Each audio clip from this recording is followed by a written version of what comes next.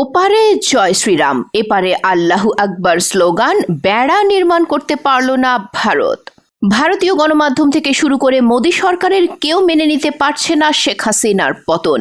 তাই তো বাংলাদেশের বিরুদ্ধে চালাচ্ছে নানামুখী অপতৎপরতা। ভারতীয় গণমাধ্যম বাংলাদেশকে নিয়ে ছড়াচ্ছে বিভিন্ন অপপ্রচার। উগ্র হিন্দুবাদী ইসকনের পক্ষ নিয়ে বক্তব্য দিচ্ছে বিজেপি নেতারা। হিন্দু মঞ্চ নামে এক সংগঠন বাংলাদেশ সীমান্ত অভিমুখে লং মার্চ করেছে কিছুদিন আগে।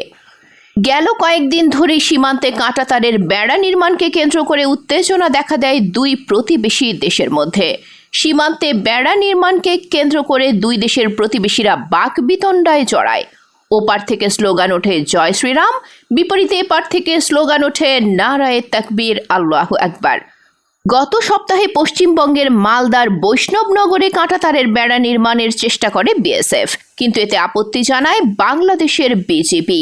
তা সত্ত্বেও মঙ্গলবার আবারও বেড়া নির্মাণের চেষ্টা করে বিএসএফ, তবে ওই দিন পতাকা বৈঠকের পর নির্মাণ কাজ ফের বন্ধ করতে বাধ্য করে বাংলাদেশ।